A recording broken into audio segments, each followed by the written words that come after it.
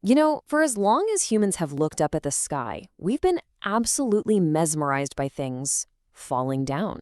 Today, we're diving into one of our species' oldest and most powerful beliefs, the idea that stones from heaven are gifts, or gods, or omens.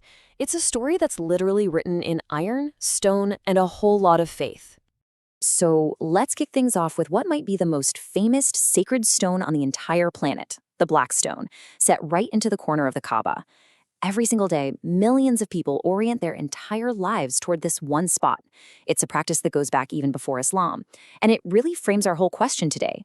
What is it about a rock, supposedly from the sky, that can inspire that kind of incredible, profound devotion? Okay, before we go any further, let's do a super quick vocabulary check just so we're all speaking the same language here.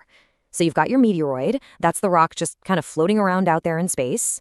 When that rock hits our atmosphere and creates that beautiful streak we call a shooting star, well, that's a meteor. And then, and this is the important part for our story, if a piece of it actually survives that fiery trip and smacks into the ground, it becomes a meteorite. It's these meteorites, these tangible pieces of the cosmos that have really shaped our history. All right, our first stop on this whole journey is all about the stuff itself, the material value. I want you to try and picture a world without smelting, okay? No blast furnaces, none of that.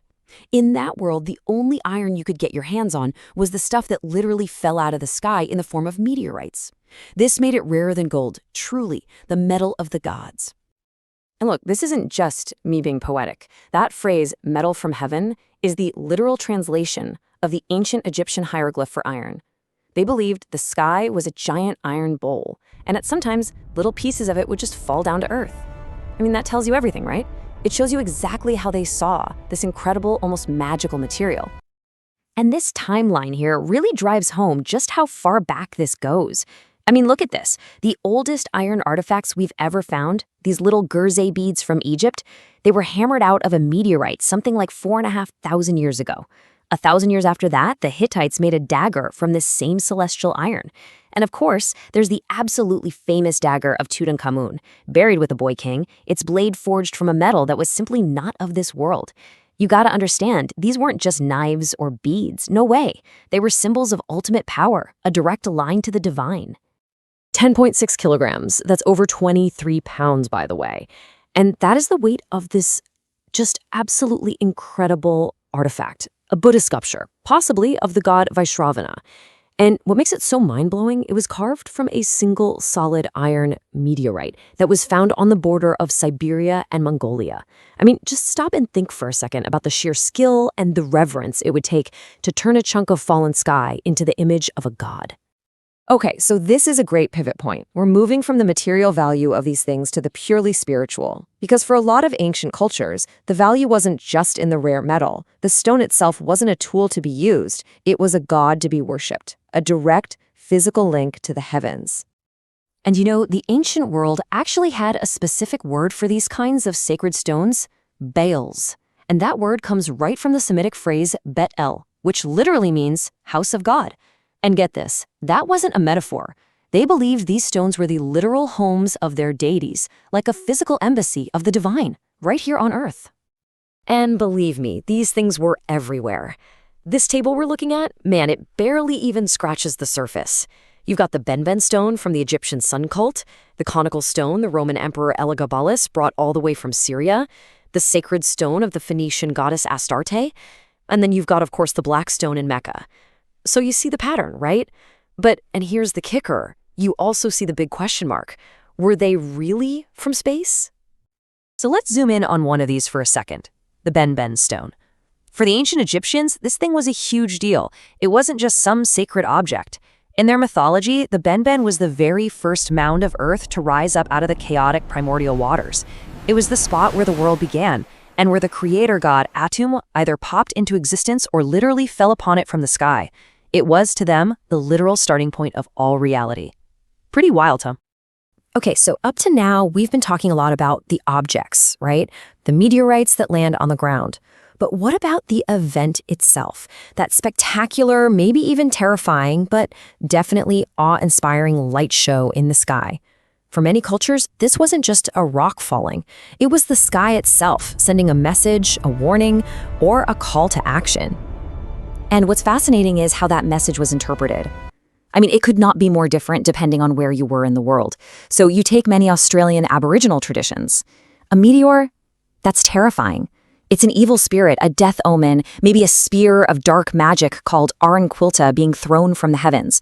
But then you hop over to Siberia, and the traditions are the complete opposite. There, if a meteorite lands in your garden, it's an undeniable sign from the Skyfather. It's basically a divine giraffe notice. The Skyfather is telling you, guess what? You're a shaman now. And these Aboriginal oral traditions, they're just so incredibly rich and detailed. You look at the Henbury craters, which formed about 4,700 years ago. The local stories remember it as a fire devil that fell from the sun and destroyed everything. In some stories, you have Namorwardo, a terrifying spirit whose eyes are shooting stars as it hunts for souls. But it wasn't always about fear and punishment. In the Torres Strait, a bright meteor is seen as a mire, a beautiful sign of a loved one's soul making its journey to the land of the dead. And this really highlights just how much knowledge, how much history is locked away in these oral traditions. They aren't just myths. There's that powerful saying, when an elder dies, a library burns to the ground. And in this case, that library is filled with thousands of years of unique astronomical observations and cultural memory. It's just irreplaceable. Okay, so we've seen how powerful these stones and these celestial events were in shaping human culture.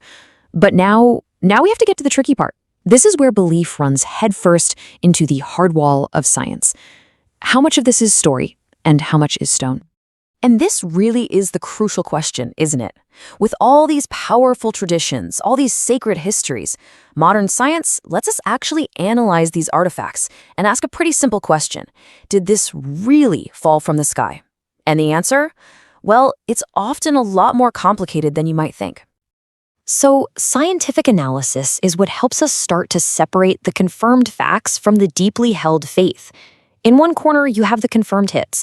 I'm talking about objects like King Tut's dagger and that Buddhist statue. Geochemical tests prove, without a doubt, they're made of meteoritic iron. Case closed. But then you get to the middle category, and this is where the biggest names are. The black stone, the Benben stone. Here, it's all speculation. We just don't have confirmation. And then there are the cases where belief just completely took over. The famous Palladium of Troy, said to have fallen from heaven, turns out it was probably made of wood. Which, of course, brings us right back to Mecca. The Islamic tradition here is just beautiful and profound.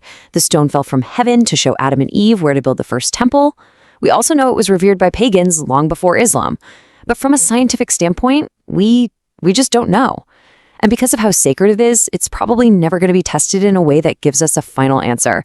And so it remains, first and foremost, an object of faith. And maybe this is the most crucial point of all. Think about it. Does it really matter that the Palladium of Troy was made of wood? For the people of Troy who believed it fell from the sky and protected their city, its power was absolutely real. The power wasn't in the object's geology, it was in the shared human belief that it was divine. It's a powerful idea, right? That what we collectively believe about something can be way more important than what it's actually made of. So let's just take a step back and recap this incredible journey we've been on. We started with these stones as a raw material, this incredibly prized metal from heaven. From there, they evolved into divine objects in their own right, actual houses of God that people worship directly. Then the act of them falling became a spiritual sign, an omen, a punishment, or even a sacred calling. And even today, there's still this enduring symbol, this timeless link to our place in the cosmos. In the end, it doesn't really matter if you're looking at these things through the lens of ancient mythology or a modern microscope. They've always done the exact same thing.